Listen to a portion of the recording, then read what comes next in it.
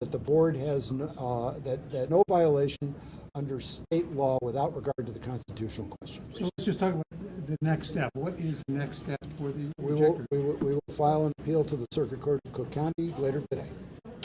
And then there's basically saying, not our problem, send it to the courts. I think what they're really saying is that, I'm not sure how well this was even understood, but what the general counsel is recommending them to say, assuming they took her recommendation, is that unless Mr. Trump knew he was lying when he executed the certificate of candidacy, he hasn't violated Illinois law. That scienter or knowledge requirement appears nowhere in the Illinois Election Code and nowhere in the entire body of decided case law with regard to candidate qualifications in Illinois, and nowhere that we saw or found elsewhere relevant to this case until it appeared as a creative suggestion in the general counsel's recommendations yesterday. It seems like it is, if you will, an avoid controversy exception that's been proposed that this board accepted. Were you surprised that it was a Pritzker appointee who presented that motion?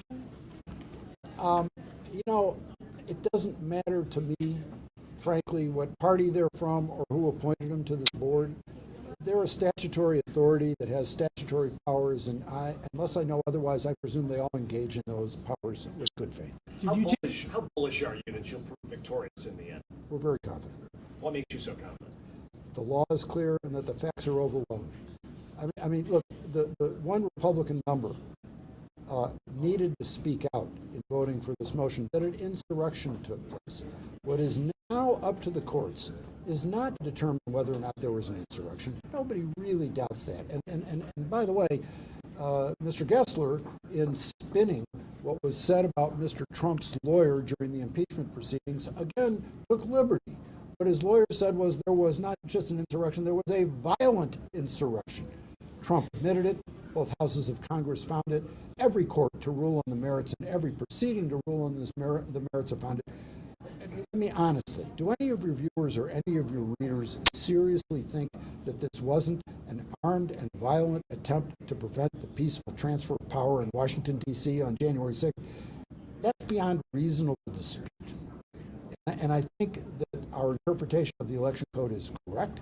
The board has repeatedly ruled on constitutional questions with regard to presidential candidates, including Marco Rubio, including Barack Obama.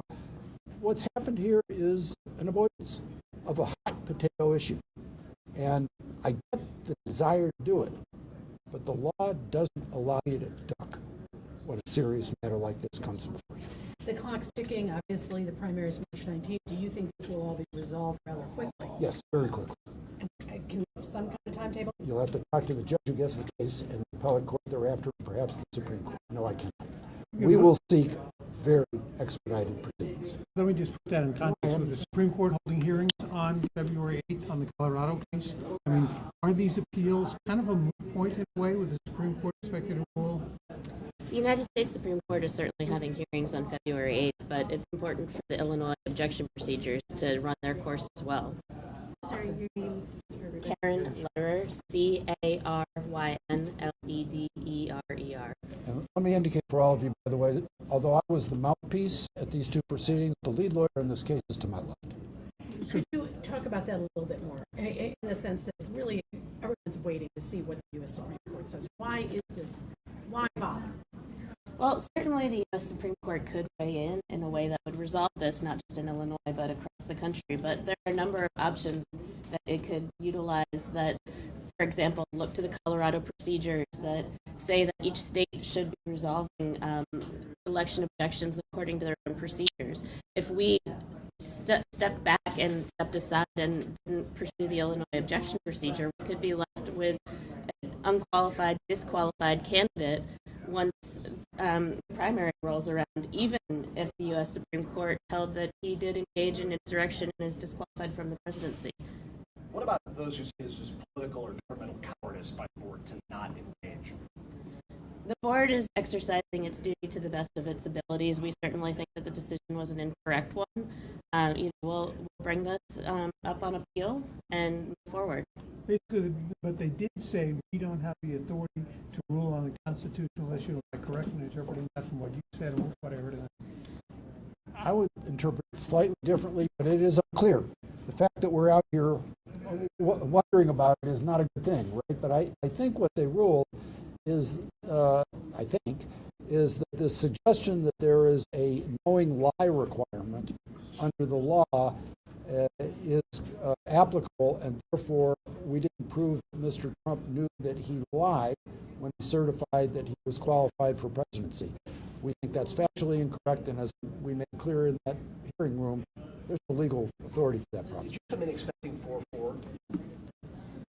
We came in expecting a range of options that could happen. We certainly hoped that the board would agree with our perspective and what the law and the facts so clearly show. But this is one of a number of outcomes that we were prepared for, and we're moving on to the appeal. Karen, we just had to put that in context, turn it around. How surprised are you that they came down with this ruling without a whole lot of discussion? Well, we were very surprised when we saw the general counsel's interpretation yesterday, because as we've discussed, it really has no basis in Illinois law. So that was quite surprising to us, especially because it hadn't actually been raised by the candidate in the very extensive briefing that came through in this case. But this is a very controversial case, and so we expected that it would be resolved on appeal, and that's where we're headed. Thank you very much. Thank you so much. Appreciate it. Thank you all for your interest. Thank you.